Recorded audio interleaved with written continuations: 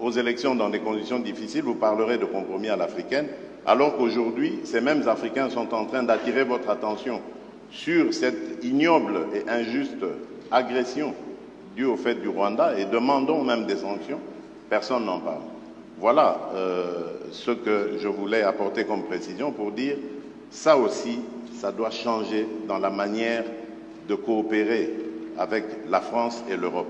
Regardez-nous autrement, en nous respectant, en nous considérant comme de vrais partenaires, et non pas toujours avec un regard paternaliste, avec l'idée de toujours savoir ce qu'il faut pour nous et non pas pour eux.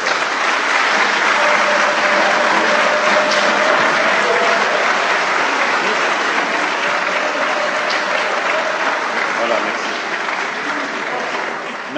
Je pense que le président Macron a une réaction. Malgré les vivas, si le président Tshisekedi m'y autorise, je voudrais apporter un commentaire au commentaire. Je m'explique. D'abord, je pense que c'est très bien parce qu'on lève beaucoup de malentendus à travers ce jeu de ping-pong. D'abord, je veux que vous sachiez que quand il y a des problèmes électoraux aux États-Unis d'Amérique ou en France, la presse française en parle. Elle les dénonce, elle l'explique, elle s'en saisit et elle en parle de manière aussi intraitable qu'elle le fait quand elle parle de vous. Donc il n'y a pas de double standard. Ce qui serait inquiétant, c'est si la presse française n'en parlait pas pour vous, mais elle en parle aussi pour nous. Mais pas de compromis. Non, mais elle parle de tout, elle parle de malversation quand il y en a. Elle parle beaucoup plus, elle va beaucoup plus loin, il n'y a pas de sujet. Elle essaie de dire la vérité, c'est le travail d'une presse indépendante. Et donc, il ne faut pas être choqué que la presse, quand elle a écho, quand elle entend des oppositions qui disent qu'il y a des problèmes, vous pose la question. Ce serait un double standard si elle disait on est en Afrique, donc on ne pose même pas la question, ce n'est pas un sujet. Non, elle pose la question, mais elle le fait aussi chez nous. Chez nous. Et il se trouve que chez nous, quand il y a des malversations politiques, je ne voudrais pas que des malentendus s'installent, y compris quand on fait référence au président Chirac, il y a des procès qui sont faits. Et les gens sont condamnés, parce qu'il y a une justice indépendante. Donc il y a une presse indépendante et une justice indépendante. Ça crée une démocratie qui est parfois vibrante. Alors je ne dis pas que c'est... on se fait attaquer, mais c'est très bien. Ça permet les alternances démocratiques et ça permet de bâtir par cette maïotique une vérité. Ça, c'est la première chose. Ne croyez pas qu'il y a un double standard, ça n'est pas vrai. Ne croyez pas que ce soit de l'irrespect, ça n'est pas vrai, parce que les journalistes français, européens ou américains posent les mêmes questions à leurs dirigeants chez eux. La deuxième chose, et ça me permet d'insister, parce que le président a parlé de la France en répondant à la question.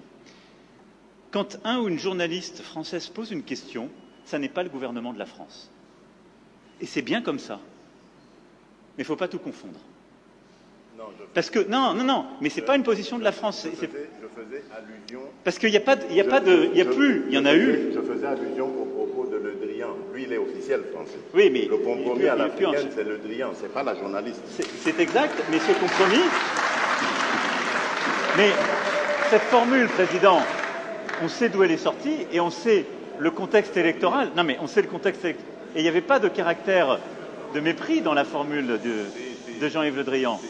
À Nairobi, d'ailleurs, grâce à toi, on a pu s'expliquer avec eux. Et la France a beaucoup œuvré, vous le savez ô combien, pour qu'il y ait alors une alternance, qui n'aurait pas été à ce moment-là un mécanisme spontané. Je ferme cette parenthèse, mais je voulais faire cette précision. Pardon. Merci, très bel échange. Alors, je pense qu'on va peut-être réduire l'espace questions-réponses. Il nous en reste 2. Alors, messieurs les journalistes, vous ne posez votre question que si elle n'a pas encore été posée ou s'il n'y a pas eu de réponse apportée. Alors, on va prendre une autre question congolaise. Messieurs Patient, Ligodi de Actualité.cd. Il est par là. Merci beaucoup.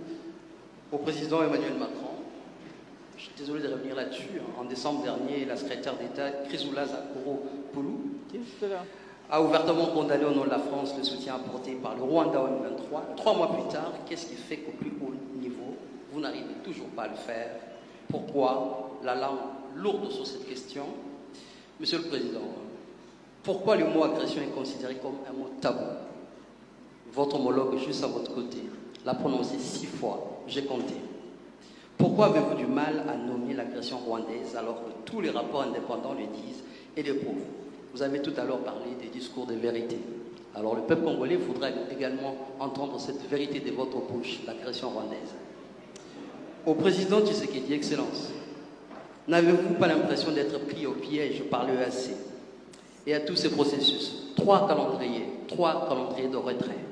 Toujours rien. Comment sortir de ces pièges alors que le mandat offensif de la force régionale est bien clair? Merci. Je commence peut-être, j'en ai répondu. Être pris au piège, je ne pense pas.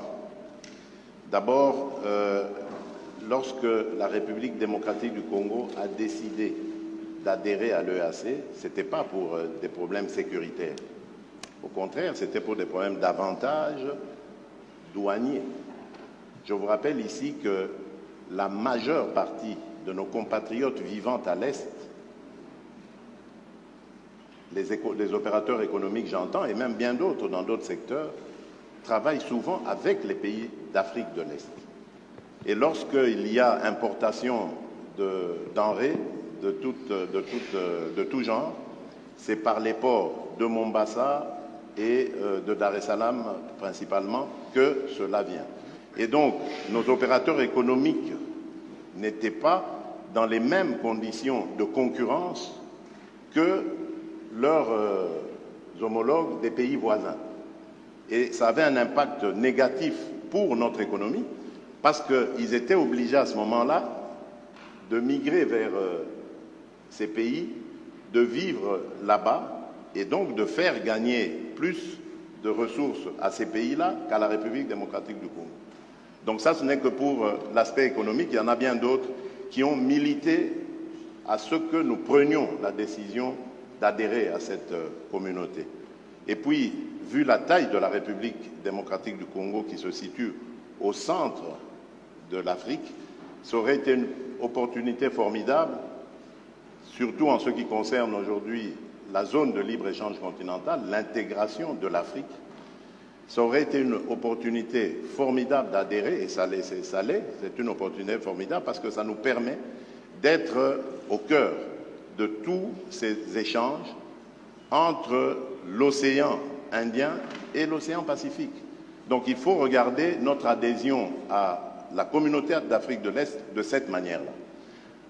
Malheureusement, entre-temps, par accident ou par velléité hégémoniste ou de pillage de nos ressources, le Rwanda nous fait la guerre, mais cela ne doit pas remettre en cause toute la raison d'être de notre adhésion dans cette communauté.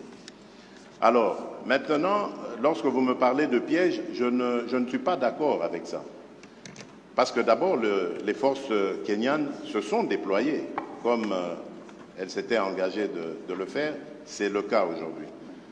La difficulté, et j'en conviens avec vous, lorsque vous parlez de sorte d'attitude bizarre de la part de la communauté de l'Afrique de l'Est, la difficulté aujourd'hui, c'est de passer à la contrainte, comme ça avait été le cas.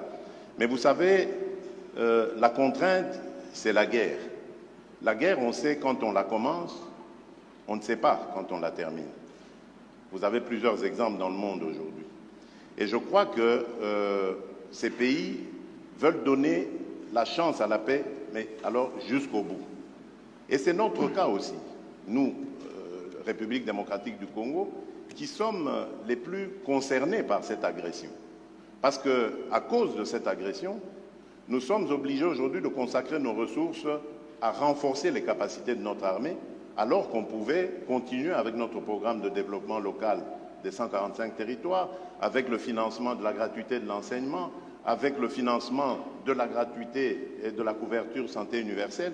Donc voilà, je peux continuer comme ça, des tas de projets sur lesquels nous étions engagés et que nous sommes maintenant obligés d'arrêter parce qu'il faut se consacrer à la sécurisation de nos populations et de notre territoire.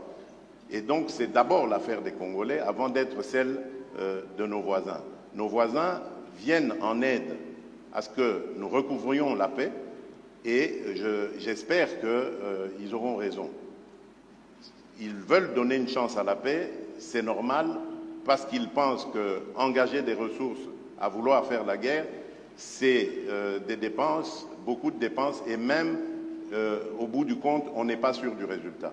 Donc, donnons d'abord une chance à la paix, et je suis d'accord avec ces pays voisins, et ensuite, nous verrons. Mais comme je l'ai dit, moi, je reste vigilant, parce que dubitatif, compte tenu de ce que je sais des velléités rwandaises, et compte tenu de ce que je sais de leurs engagements pris jusqu'ici, qui n'ont jamais d'ailleurs été respectés.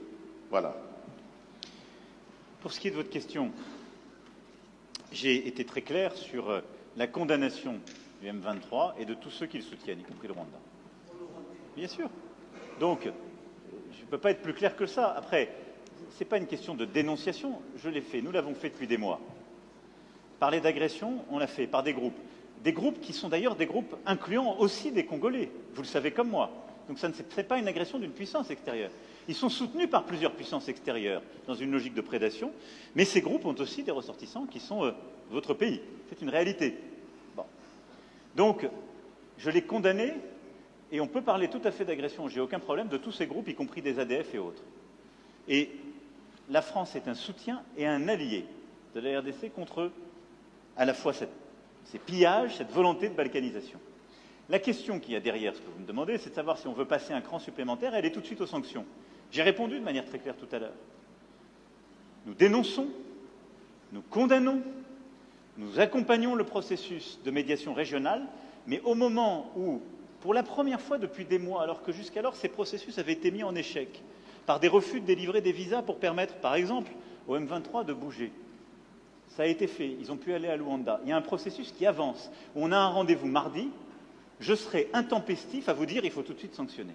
Donc je vous l'ai dit, moi, je fais confiance à ce processus parce que je pense qu'on peut se faire plaisir, on peut faire de l'escalade de tribune ici devant vous. Mais demain, c'est quoi l'alternative au plan de paix régional? C'est la guerre. Est-ce que je souhaite la guerre pour vous? Non. Donc je souhaite défendre ce plan de paix régional qui me paraît sérieux, crédible et qui engage toutes les forces de la région. Parce que je n'ai pas trouvé de solution plus intelligente et plus crédible. Et donc, dans ce cadre, je préfère faire confiance avec exigence, dire ce que nous attendons du Rwanda et des autres voisins, c'est de s'engager et de respecter les rendez-vous qu'ils se donnent, sous la supervision des médiateurs.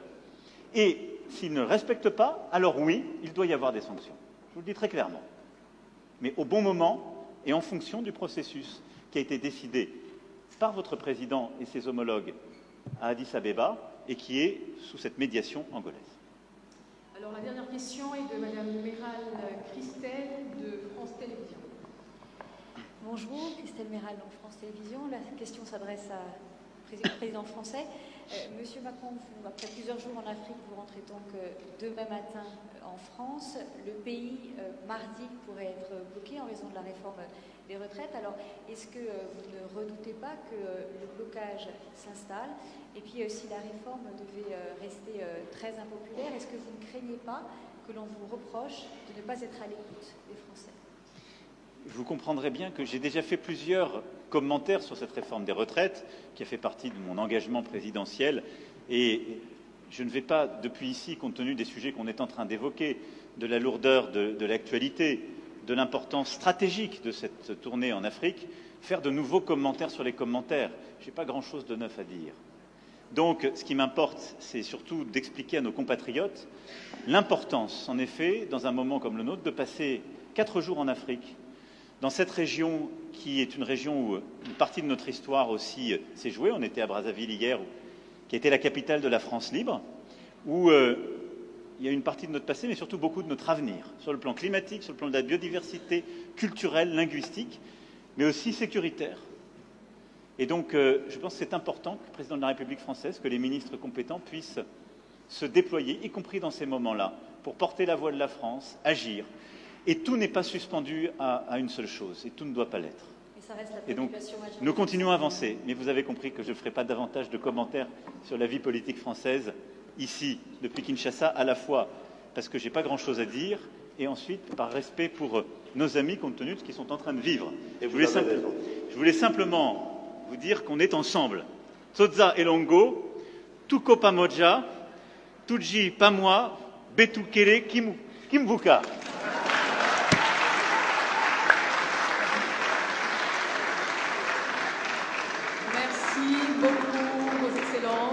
Président de la RDC de la France. Vous êtes prêts à ce jeu de questions-réponses. Merci à tous. Restez assis, s'il vous plaît.